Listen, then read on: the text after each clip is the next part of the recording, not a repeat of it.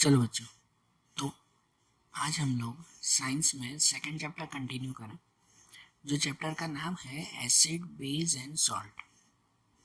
Acid base और salt के बारे में अभी तक हमने जो वीडियो में देखा था ना, वो ये पॉइंट थे कि उसमें एसिड और बेस की केमिकल प्रॉपर्टीज़ देखी थी कि एसिड और बेस मेटल के साथ, फिर जो है वो कार्बोनेट के साथ, हाइड्रोजन कार्बोनेट के साथ या अदर मटेरियल्स के साथ क्या क्या रिएक्शन करता है। एसिड और बेस आपस में मिक्स करो तो भी क्या रिएक्शन होता है, ये सब रिएक्शन हमने देखे थे।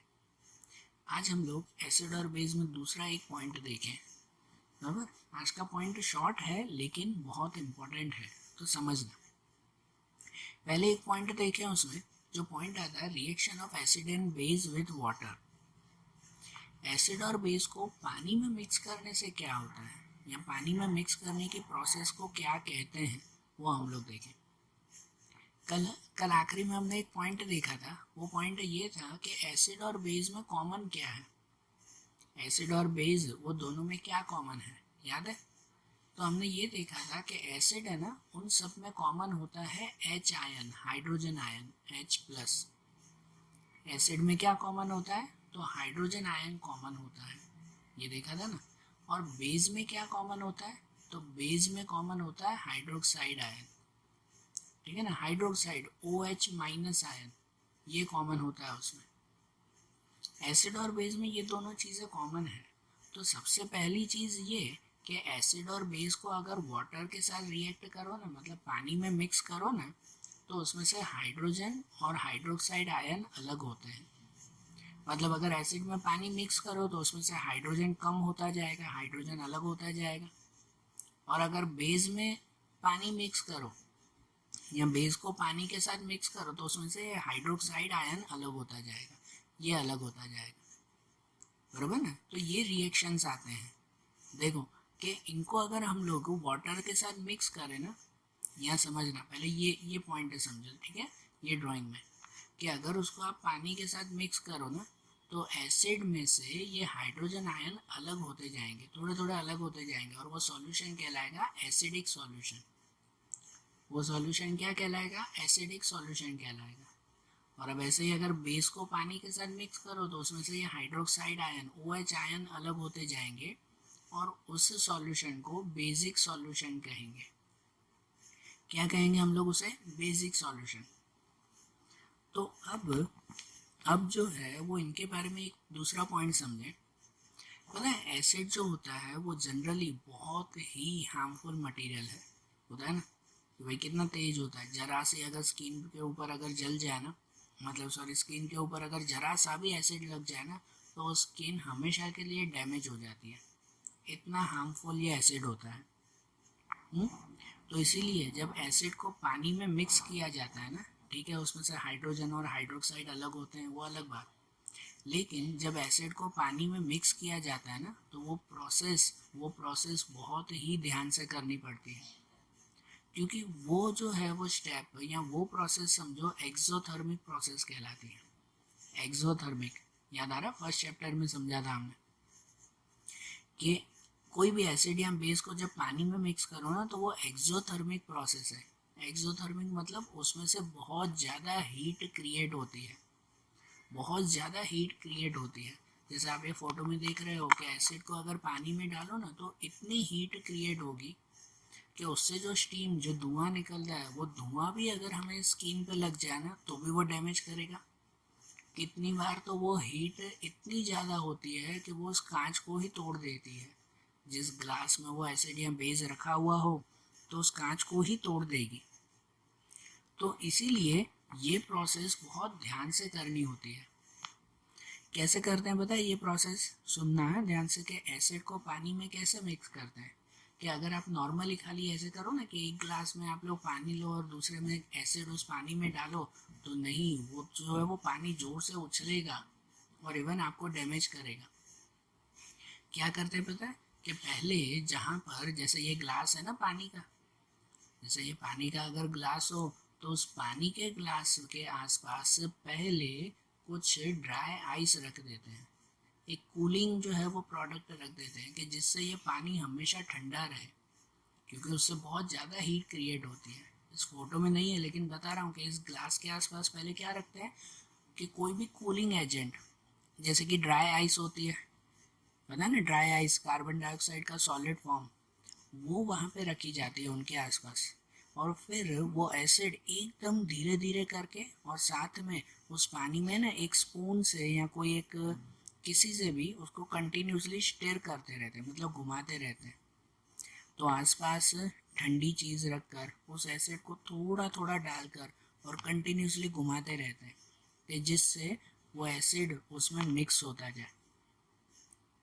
जब एसिड पानी में मिक्स होता है ना, अब तीसरी चीज़ सुनो कि भाई इसमें ये एसिड को क्यों मिक्स किया जाता है पानी में, कि जब एसिड पानी में मिक्स होता है ना, तो वो एसिड की, समझो कि भाई क्या कहते हैं कि उसकी इंटेंसिटी या उसकी जो ताकत है वो थोड़ी थोड़ी कम होती जाती है। मतलब कि वो स्ट्रॉन्ग एसिड में से वीक एसिड बनता जाता है जब पानी में उसे डालते हैं तो। और इस प्रोसेस को हम लोग कहते हैं डिल्यूजन प्रोसेस। जो लिखी हुई है ना, कौन सी प्रोसेस ये कहलाती है? Delusion process. एसिड को वाटर के साथ मिक्स करना कि जिससे स्ट्रॉन्ग एसिड में से कौन सा वीक एसिड बने। जैसे कि सल्फ्यूरिक एसिड होता है ना, सल्फ्यूरिक एसिड, तो सल्फ्यूरिक एसिड बहुत स्ट्रॉन्ग है, उसको डायरेक्टली कहीं पर भी यूज़ नहीं कर सकते, लेकिन उसका यूज़ करना भी ज़रूरी है। जैसे दवाइयाँ बनाने के लिए, दूसरी चीज़ बनाने के लिए ऐसी एसिड का यूज़ होता है, तो उसका डायरेक्टली तो यूज़ नहीं कर सकते ना, क्योंकि वो बहुत डैमेज करता है। तो पहले डिल्यूजन प्रोसेस के थ्रू उस सल्फ्यूरिक जो स्ट्रॉन्ग एसिड होता है उसे पहले वीक एसिड करते हैं, उसे पानी में मिक्स करते हैं। ऐसे इस एसिड को दूसरा नाम हम लोग देते हैं डिल्यूट एसिड। कौन सा? Dilute acid. मतलब समझो एक तरह का वीक एसिड जिसमें पानी मिक्स हो। एसिड के ये दो टाइप, ये भी नाम सुनना, एसिड के ये दो टाइप हुए। एक हुआ कॉन्सेंट्रेटेड एसिड।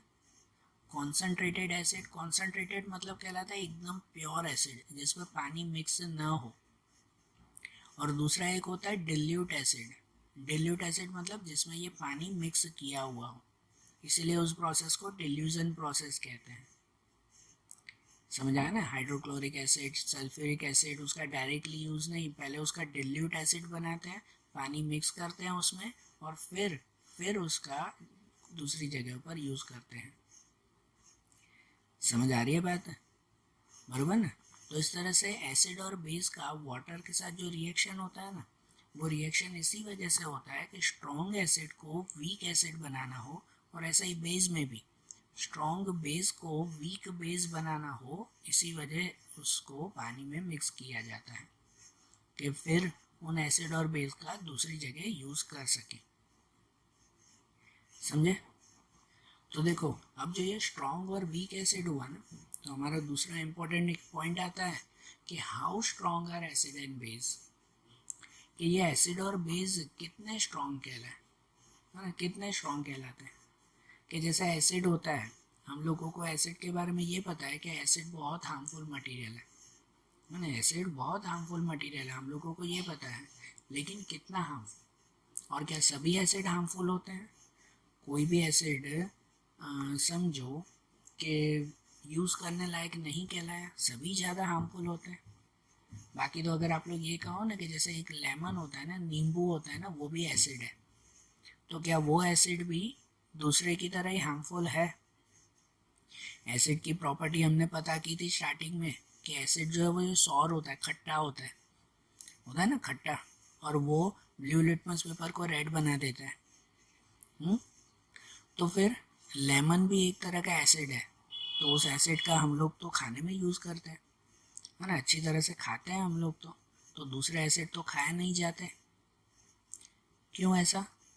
क्योंकि ये जो लेमन है ना, वो एक तरह के वीक एसिड कहलाता है, वीक एसिड।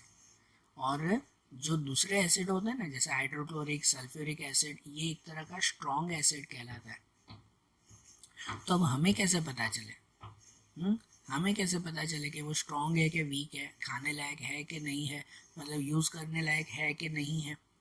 ये कैसे पता चले कि एसिड और बेस की स्ट्रॉन्गनेस, कि कितने स्ट्रॉन्ग है या वीक है, इसका पता करने के लिए कोई मेजरमेंट है कि नहीं?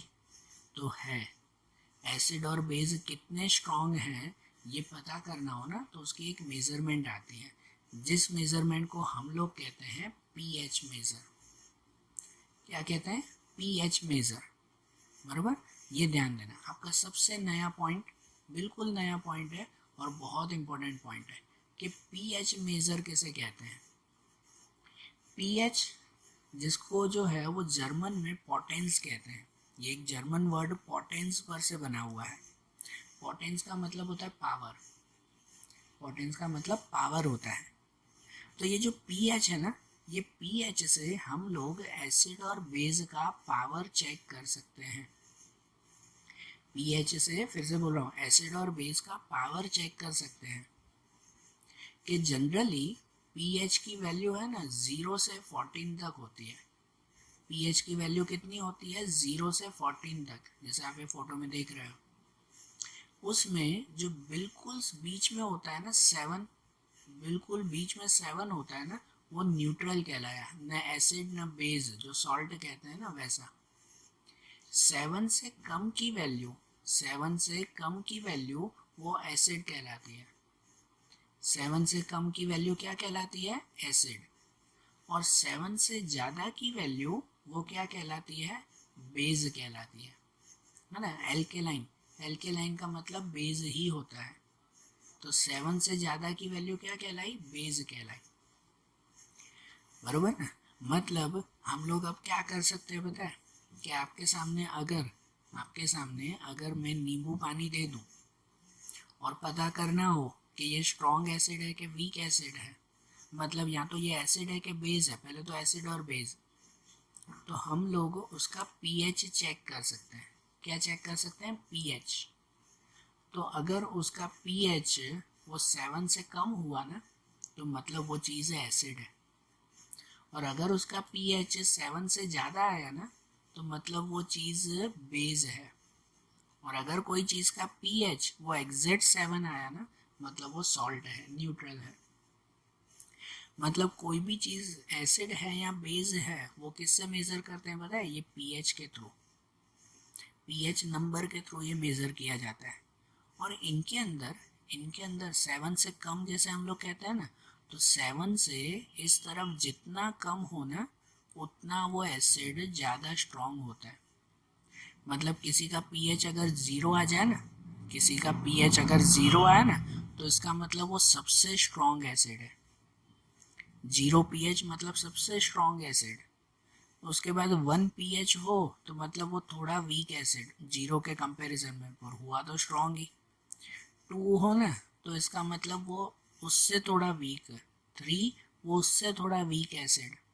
4, 5, 6 तो वो एसिड वीक होते जाएंगे, ये वीक एसिड कहलाते हैं। बराबर ना। 7 तो वो एसिड कहलाया ही नहीं, वो तो न्यूट्रल। जनरली जो है वो 0 से 3 तक है ना, 0 से 3 तक वो स्ट्रॉन्ग एसिड होते हैं। 0 सबसे ज़्यादा स्ट्रॉन्ग, वो थोड़ा कम थोड़ा कम। और 4, 5, 6 है ना, वो जनरली वीक एसिड होते हैं, है ना। 4 भी, 5 उससे भी ज़्यादा वीक एसिड, 6 उससे भी ज़्यादा वीक। इतने वीक कि जिसका हम लोग खाने में भी यूज़ कर सकते हैं। जैसे जनरली अगर लेमन, जो हम लोग कहते हैं ना, नींबू पानी जैसे आप लोग कहो, तो वो नींबू पानी का पीएच 5-6 के आसपास होता है। नींबू पानी का पीएच कितना हुआ? 5-6 के आसपास, मतलब वो है एसिड, लेकिन कैसा है? वीक एसिड है, तो हम लोग उसे नॉर्मली पी सकते हैं ना। बराबर ना। सल्फ्यूरिक एसिड होता है ना, सल्फ्यूरिक एसिड का पीएच 0-1 के बीच में होता है। 0-1 के बीच में, मतलब वो सबसे स्ट्रॉन्ग एसिड कहलाया। उसको पी सकोगे? गलती से भी नहीं। उसकी एक बूंद भी आपकी स्किन को ख़त्म कर सकती है, तो वो इतने स्ट्रॉन्ग एसिड होते हैं ना। समझे ना। तो पीएच के थ्रू पता कर सकते हैं कि भाई वो स्ट्रॉन्ग एसिड है या नहीं है। और ऐसा ही बेस में होता है ना, तो बेस में जैसे जैसे यहाँ से नीचे जाते जाते हैं ना, तो वैसे वैसे वो स्ट्रॉन्ग बेस होते जाते हैं। मतलब 7 के बाद अगर 8 पे आए ना, जिसका पीएच 8 निकले ना, तो वो थोड़ा सा वीक बेस है। 8 वाले सब बेस हुए ना, इस साइड सब बेस है। तो जिसका पीएच 8 मिले ना, तो वो थोड़ा सा वीक बेस है। थोड़ा 9 अगर पीएच मिले मतलब थोड़ा स्ट्रॉन्ग बेस, 10 पीएच मिले और थोड़ा स्ट्रॉन्ग, 11 12 13 14 पीएच जिसका हो ना तो वो सबसे स्ट्रॉन्ग बेस कहलाए। पीएच अगर 14 मिले तो वो सबसे स्ट्रॉन्ग बेस। इसके लिए भी ऐसे ही कहते हैं, जिसका पीएच 11 12 13 14 मिले ना तो उसका पीएच मतलब वो सबसे स्ट्रॉन्ग बेस है, और जिसका पीएच 8 9 10 जैसा मिले तो मतलब वो वीक बेस है। समझे? तो देखो ये पीएच का मेजरमेंट, पीएच वो काम आता है एग्जैक्ट वो एसिड का कहाँ कैसे यूज कर सके, कितना स्ट्रॉन्ग कितना वीक है वो पता करने के लिए, बराबर ना। तो पीएच के थ्रू एसिड और बेस क्लियर पता होते हैं, क्लियरली पता चलता है हमें। तो अब माइंड में क्वेश्चन नहीं आ रहा है कि ये पीएच मापें कैसे।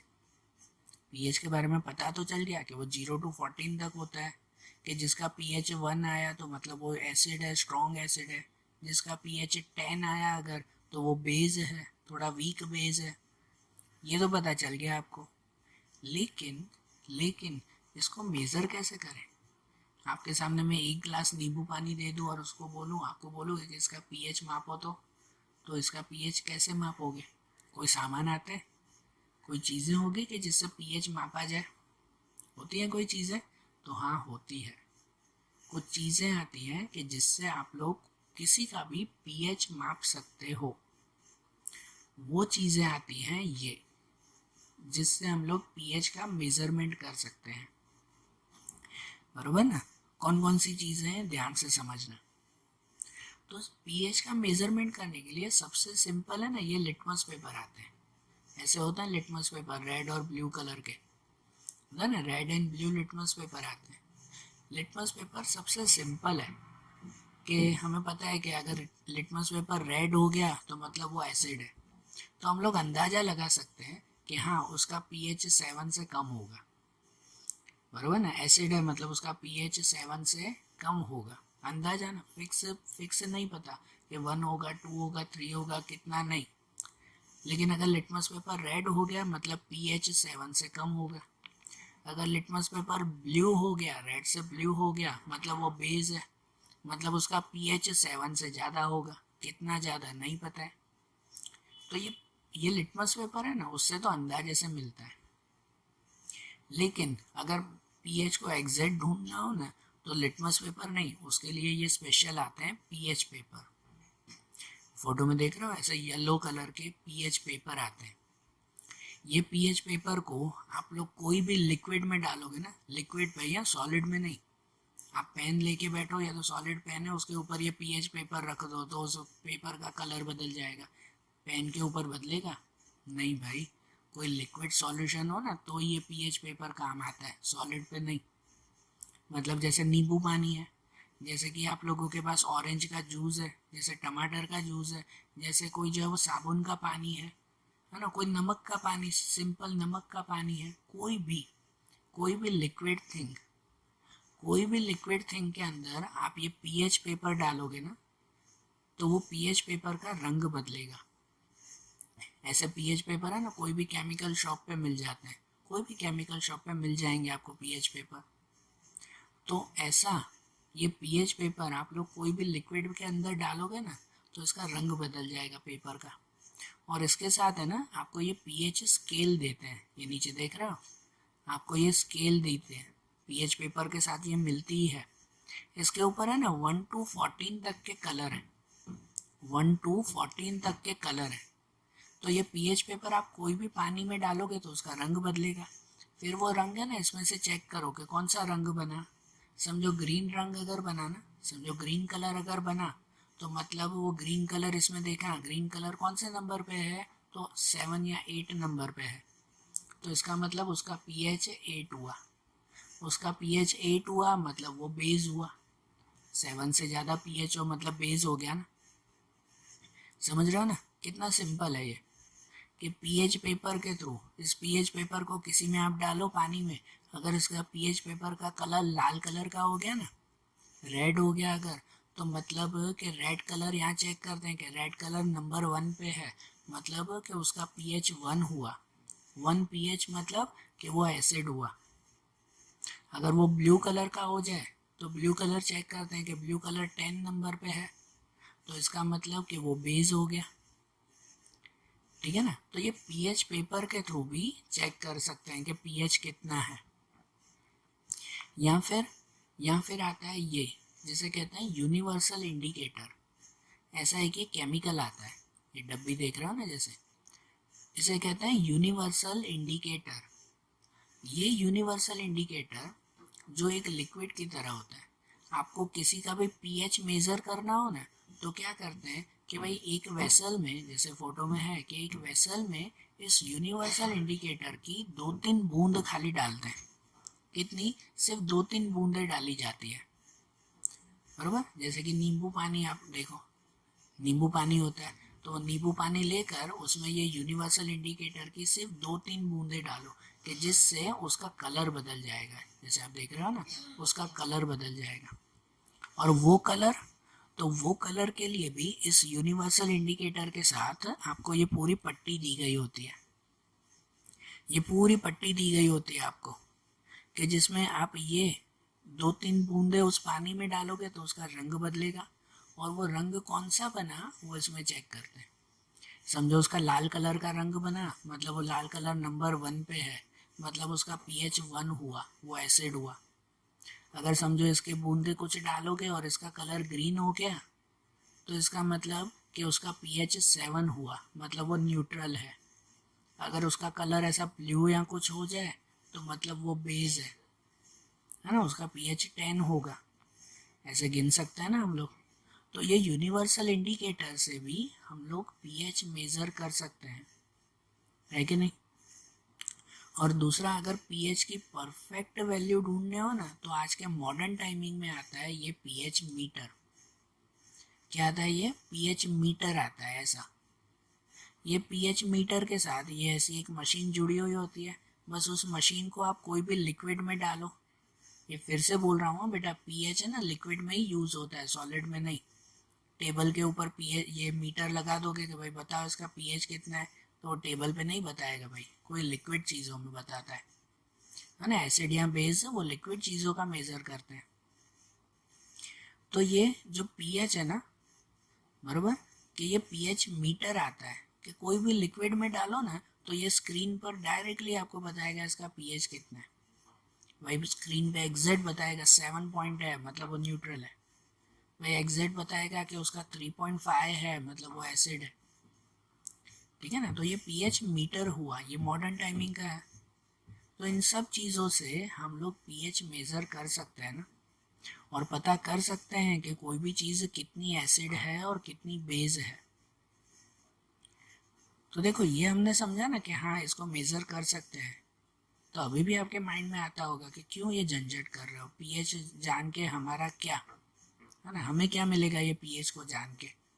सही बात है, हो कितना भी पीएच मुझे क्या फ़र्क पड़ता है, भले वो एसिड हो या बेस हो, हमारा क्या काम। लेकिन नहीं बेटा, आप लोगों को पता है, अभी तक शायद आपने ये नहीं जाना होगा, लेकिन हमारे आसपास ऑलमोस्ट चीज़ों में ये एसिड और बेस यूज़ होता है, जिसका डायरेक्टली और इनडायरेक्टली हमारी बॉडी पे, हमारी हेल्थ पे असर होता है। तो कैसे ये पीएच क्यों और कैसे काम आता है, उसके बारे में कुछ पॉइंट देखें। जैसे एक पॉइंट आता है importance of pH in everyday life. ये पीएच ज़रूरी है हमारी रोज की लाइफ में। जैसे सबसे पहले for plants and animals, for plants and animals.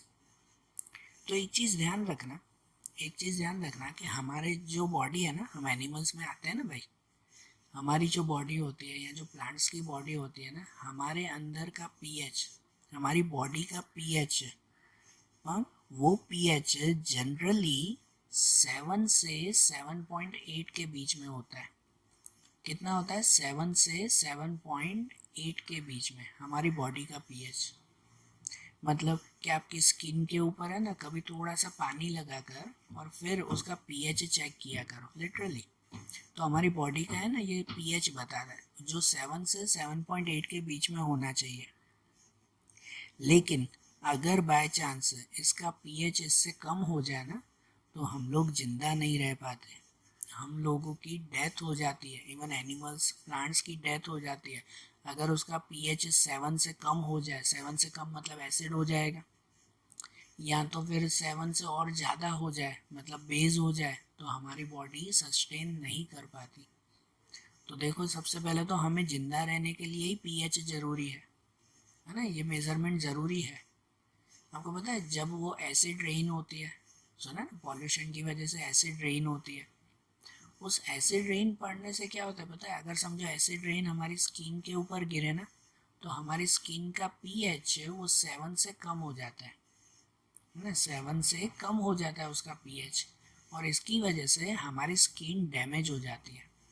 अगर वो प्लांट्स के ऊपर गिरे ना, तो प्लांट्स का भी पीएच वो 7 से कम हो जाता है, एसिड है तो 7 से कम हो जाता है, इसकी वजह से भी वो प्लांट्स डाई हो जाते हैं, मतलब कि भाई मर जाते हैं, वो प्लांट सूख जाते हैं एकदम, बराबर। तो देखो सबसे पहले तो फॉर प्लांट्स एंड एनिमल्स हमें जिंदा रहने के लिए भी, पीएच जरूरी है, बराबर। हमने भले कभी मेजर नहीं करते हैं, जरूर नहीं पड़ती, लेकिन होती है ये जरूर।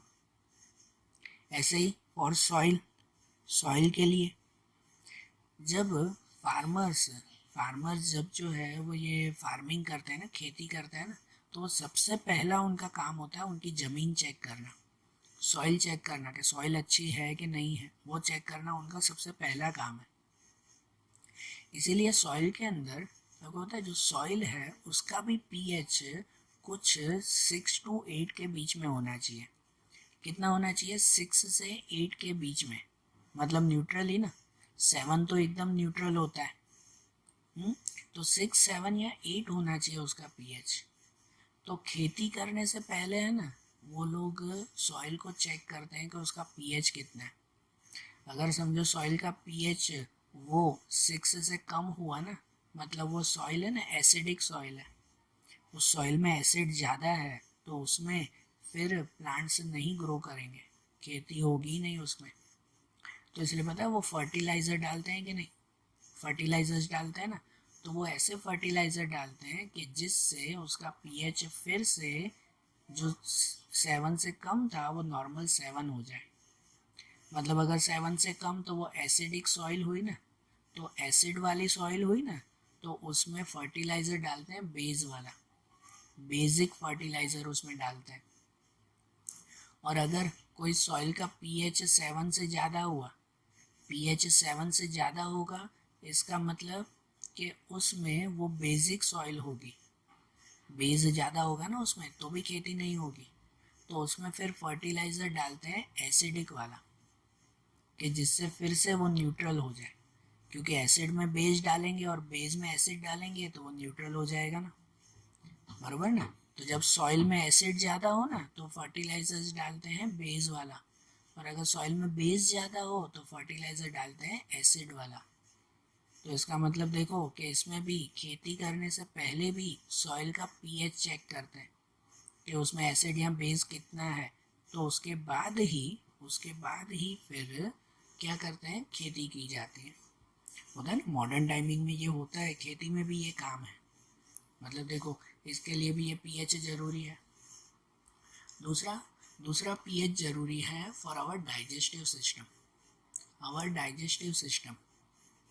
आप लोगों को ध्यान है कि हमने चैप्टर नंबर 6 में चैप्टर 6 देखी थी लाइफ प्रोसेस, उसमें ह्यूमन डाइजेस्टिव सिस्टम समझा था, याद है कुछ? ह्यूमन डाइजेस्टिव सिस्टम में हमने ये देखा था कि हमारे अंदर जो स्टमक है ना, उस स्टमक के अंदर हाइड्रोक्लोरिक एसिड होता है जो बैक्टीरियाओं को मारता है। स्टमक के अंदर एसिड है जो बैक्टीरिया को मारता है, और वो एसिड का प्रपोर्शन हमारे स्टमक के अंदर जो एसिड है ना, उसका पीएच 1 से 3 के बीच में है। उसका पीएच कितना है? 1 से 3 के बीच में।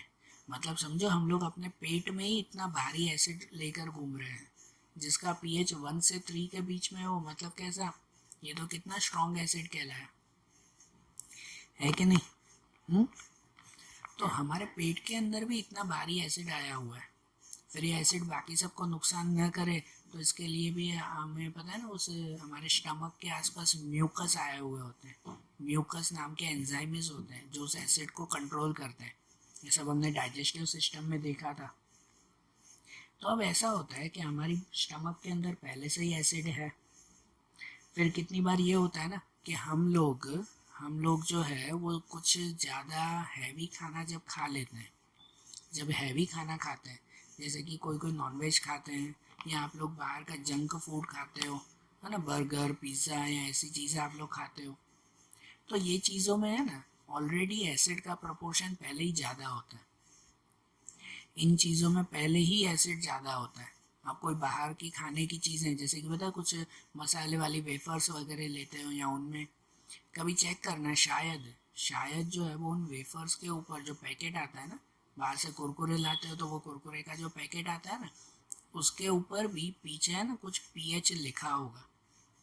99% तो लिखा होगा, क्योंकि लिखते ही हैं वो, कि जिससे पता चले कि वो जो आप खा रहे हो ना, तो वो भी आप लोग एसिडिक है कि बेसिक है, क्या खा रहे हो आप। कभी चेक करना, ऐसा कोई भी खाने का पैकेट हो ना उस पर। तो क्या होता है कि जब आप कोई ऐसा भारी खाना खाते हो, समझो नॉनवेज हुआ, कभी ऐसा बर्गर पिज़्ज़ा जैसे ये बाहर की चीज़ें हुई, चाइनीज़ आप लोग खाते हो, या फिर जैसे बाहर के ऐसे पैकेट्स वगैरह खाते हो, उसमें भी है ना एसिड का प्रोपोर्शन ज़्यादा होता है। तो हमारी बॉडी के अंदर पहले ही एसिड पड़ा हुआ है, वो भी स्ट्रॉन्ग एसिड। आप लोग जब खाना खाते हो तो वो भी एक तरह का एसिड हो गया, और ज़्यादा एसिड हो गया ना उसमें। तो इसकी वजह से वो खाने के बाद कितनी बार हमें पेट में जलन होने लगती है।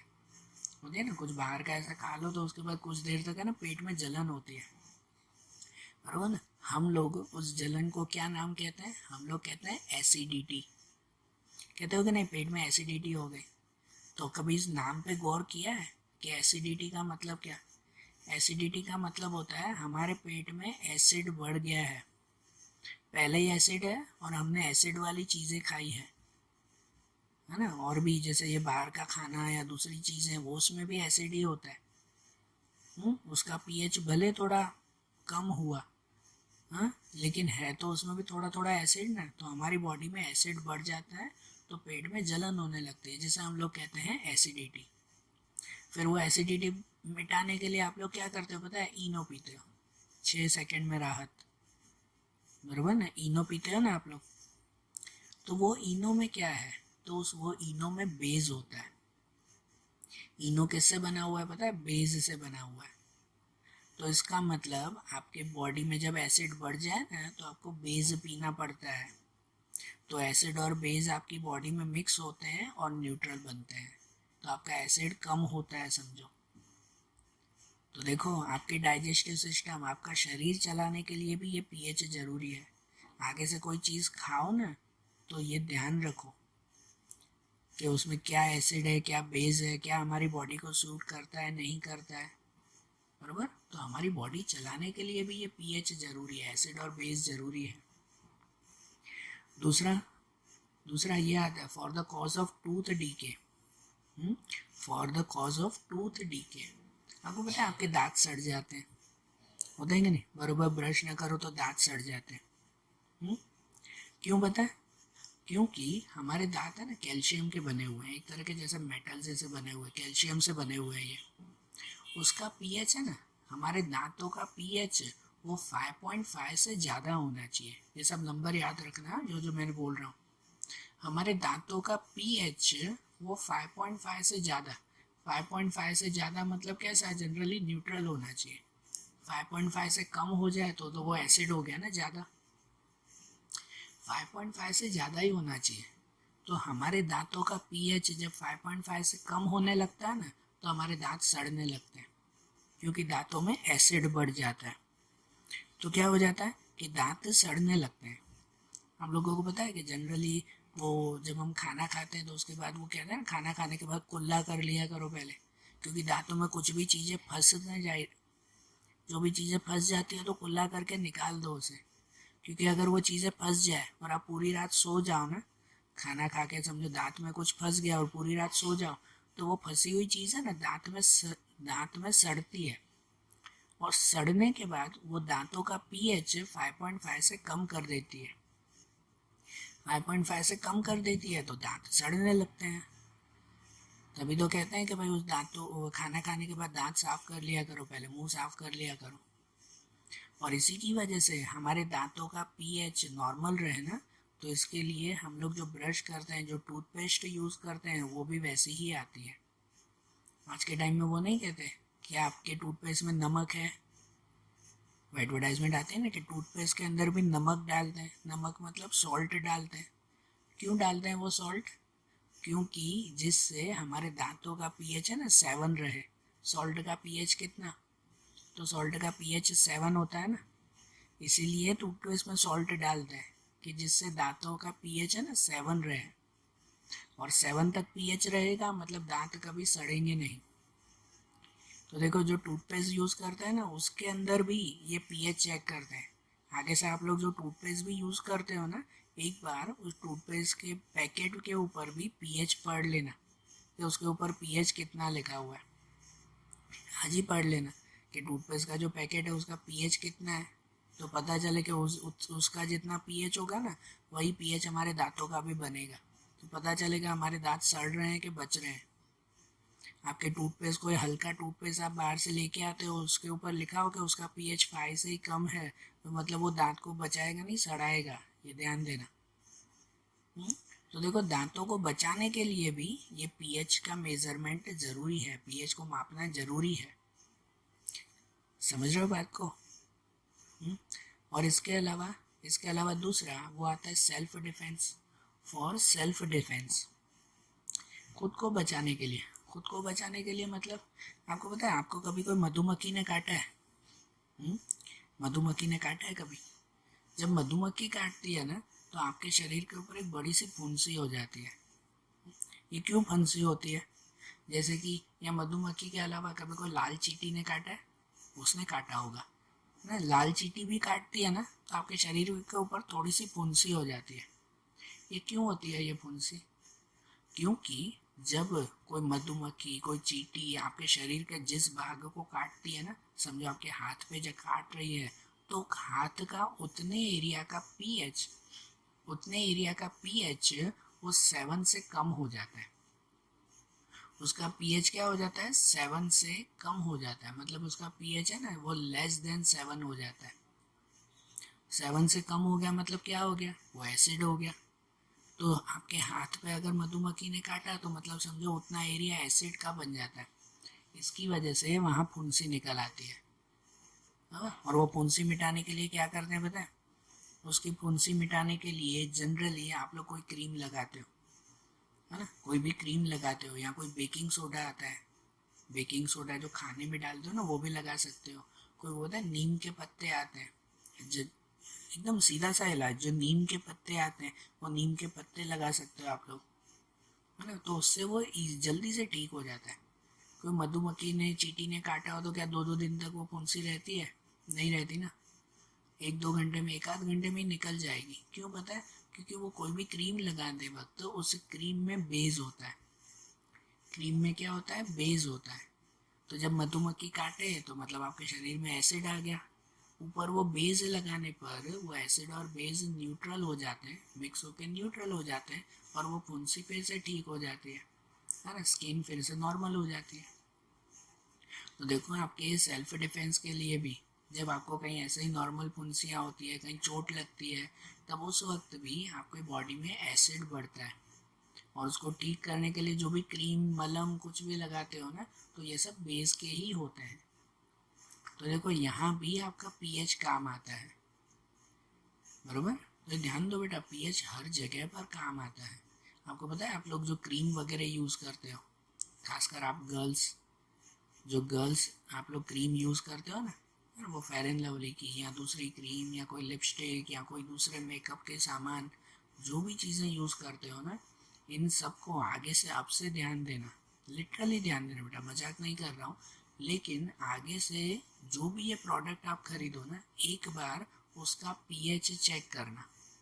अब तो पता है कितनी बार टीवी में जो ऐड आती है ना, वो टीवी के ऐड को आप लोग एक बार ध्यान से देखना। उस टीवी के ऐड में भी ऐसा कहते हैं कि देखो ये फेयर एंड लवली क्रीम है, इसका पीएच इतना है। उसमें भी पीएच बताते हैं अब तो, बरोबर?